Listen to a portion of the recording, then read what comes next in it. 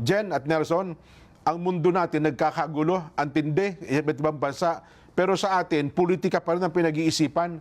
Kawawaan niyang Pilipinas. Oo nga naman, ano ha? Ito po ang ito ang gera, Nelson, na ang gera ng politika, ang pinsala nito, gutom eh.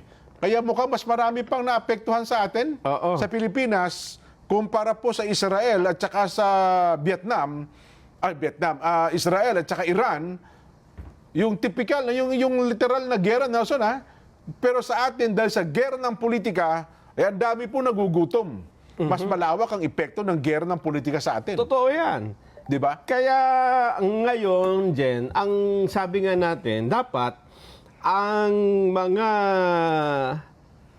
ginagawa, lalo na kung ikaw ang Pangulo ng bansa, ay hindi ka paaway, di ba? Hindi ka palaban. Ha? Sana. Oo. Sana. Huwag kang makikisabay dun sa mga, di ba? Totoo. Dapat kasi gagawin mo ang lahat, yun ang excellence, ha? Na manalo ka sa labang ito nang hindi ka nakipagbuno. Di ba? Oo. Pero kung mananatiling mga kasama mo ay palaging ang tono ay gustong makipag-away, Nako po. ay hindi maganda. Sa halip na yung mga taong magpapahupa ng sitwasyon, ay parang lalo pang, kumbaga sa manok, binubugahan pa ng usok sa umaga. Nakakita ko na sa bungero ganyan. Pero kinukondisyon ko. Pinapausukan, saka hinihimas-himas pa sa umaga yung manok niya. Dahil sa mamaya niya, may labang ka, pare ko. Ang number one dyan na dapat na inaayos ay yung Presidential Communications Office. Kasi yan ang komunikasyon tulay ng Pangulo para marating ang mensahe, maiparating ang mensahe sa mga kapwa Pilipino, sa publiko. Ayan. Sa karaniwang mamamayan. Yung mabuting kagustuhan ng ating leader. Kaya kung ang mensahe mo lagi ay paaway, di ba? Lagi kang patol ng patol. Hindi yung magandang senyales yan, ha? Nako. Pero mukhang nagkaroon na rin ng mukhang mismo sa kanila sa PCO ay nagkakaproblema sila kung paano iaayos ang communication. Mukhang may internal conflict. Sa loob mismo ng isang tanggapan pa lamang ang ating pinag-uusapan ay Presidential Communications Office. Yan ho ay hindi aligasyon, hindi rin paratang, ha? Alam mo ba kung bakit? Mismong yung inilagay nilang communication strategist ay hindi po nakatagal sa PCO, Jen. Meron pa naman sanang good news sila dyan. Alam mo ba anong good news? Anong good news dapat? Na-reappoint si Secretary Jay Ruiz. Tama. Lumabas yung kanyang reappointment sapagkat na-bypass sila, di ba? Sa Commission on Appointments. Ibig sabihin, pagka hindi ka nakumpirma sa Commission on Appointments, dahil for lack of time ata ito, no? Wala ng panahon, hindi na makukumpirma, kailangan i-reappoint ang Pangulo para makapanatili sa posisyon. Kinumpirma po kayo na, batay sa nilabas na utos ni Executive Secretary Lucas Bersamin, ay kinukumpirma po na nire-reappoint. Yung nakikita niyo po sa telebisyon, si Ginoong Jay Ruiz. Ayos Pero ngayon ang kanyang posisyon, hindi lang mukhang, anong tag doon?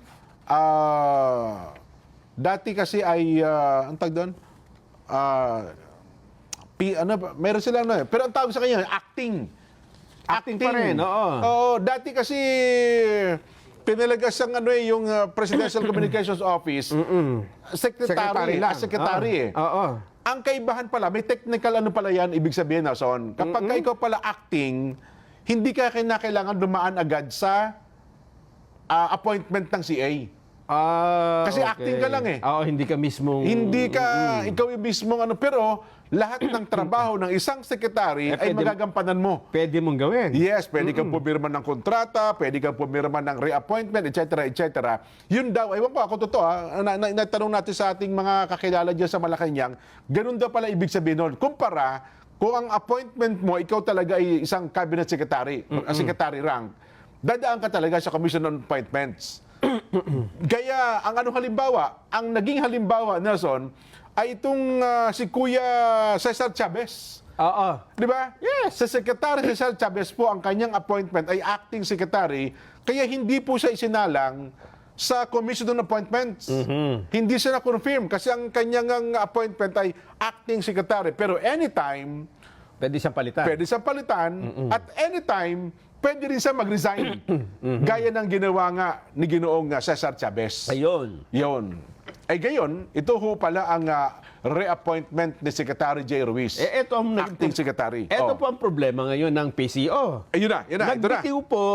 Nagbitiw po mula sa Presidential Communications Office si Senior Undersecretary for Strategic Communications pa naman ito, Jen, ha? Nako. Strategy. Paano natin aayusin ang mensahe? Mukhang hindi ho sila nagkasundo kung paano sistemang gagawin. Oho. Ito pong si Miss Ana Puod. Nako. Ang pagkumpirma dito sa balitang ito ay mismong si Palace Press Officer Attorney Claire Castro. Hindi ba yun bahagi ng yung panawagang courtesy? Kasi di ba tapos na sa Cabinet Secretary? Iba ito. Ito talaga ay Nag-resign talaga. irrevocable resignation ba ito? Oo. Kawawa din yung si Ana Puod. Ang ganda pa naman ng di ba naman ang ngiti Sa kanyang resignation letter, ang sabi niya, kasi, nagre-resign ako dahil sa untenable condition. Untenable? Oo. Kasi Ano sabi yun? dati siya sa TV4, ha? Siya ang general manager ng PTV4. Wala Siguro silang nakita antena? niya, walang antena. Digital na ho ngayon, ma'am. Digital. Untenable. Pero alam mo ba na itong June lang ito, inappoint siya ng strategic communications. So, inalis siya sa PTV4, ginawa siya sa bilang communication strategist. Pero sabi niya, hindi, may untenable condition dito, ha? Nako. Hindi niya, may mga pangyayari dito, may sitwasyon sa loob na hindi ko masikmura, ha? Parang gano'n na yan, ha? Nako po. Untenable, Masakit hindi ko matagalan. Hindi ko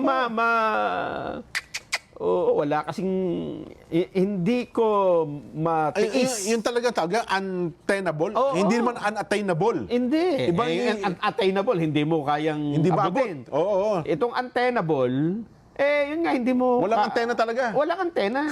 Hindi mo maabot, hindi mo Pag walang antena, walang signal yan. Wala signal. Walang signal. So, hindi sila magkaroon ng isang frequency. Nako po.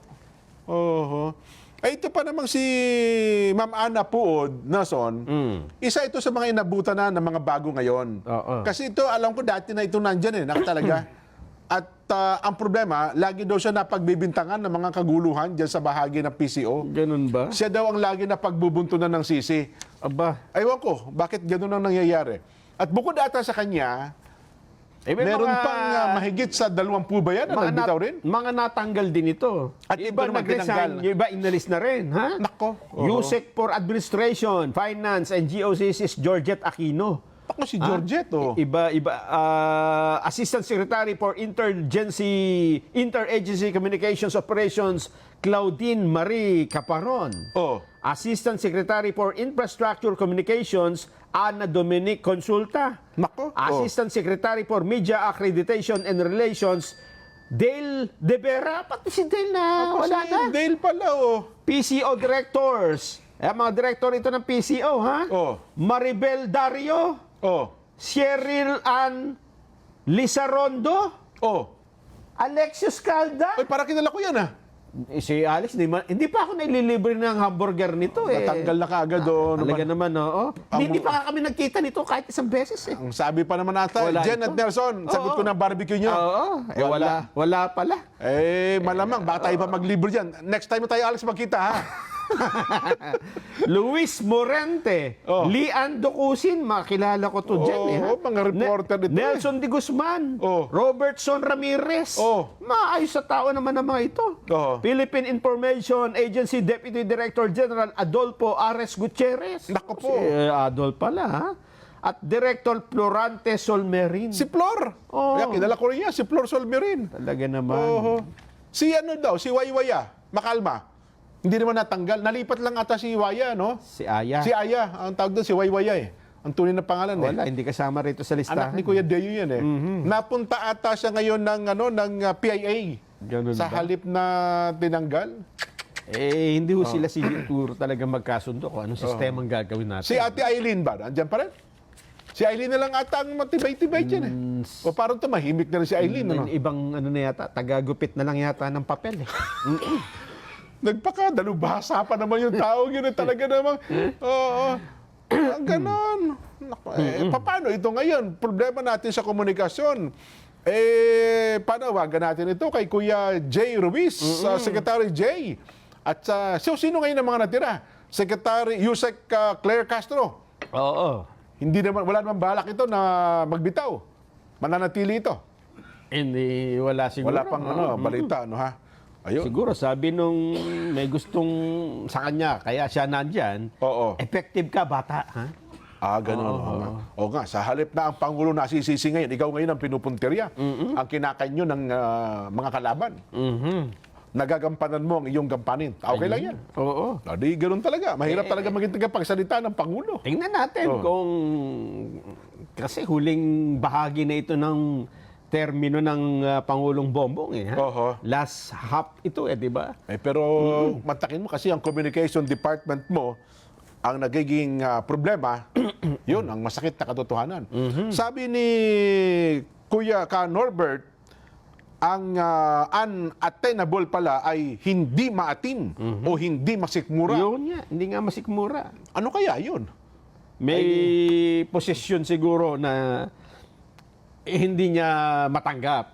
Ibig sabihin dito, meron kang stand, nakaiba dun sa stand nila eh. Oo. At hindi kayo magkasundo, hindi mo ngayon ma-idedepensa yon bilang communication strategist. Hindi mo malaman kung anong gagawin. Iba naman yung sinikmuraan na anya ko eh. Iba yun. Oo. Sinikmura. Nanakit na.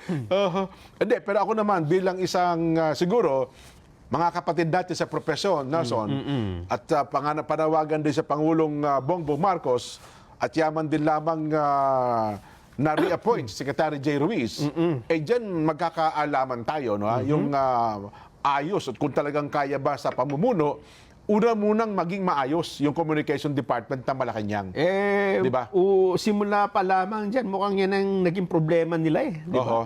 Pero mo, sa loob ng maikling panahon, ilang PCO secretary na nagpalit-palit. Sino ba unang-unang PCO secretary? Di ba Attorney Trixie na punta nga siya, pala, diba? Secretary Trixie. Tapos bumalit ito si Ma'am Seloy. Tapos ni Ma'am Seloy, si Kuya Cesar. Tapos ito ngayon, si Kuya Jay. So sa loob ng 3 taon, 4 na agad ang At ang dami nang nagpalit-palit ng mga tauhan. Kami na kaya ilagay nyo dyan?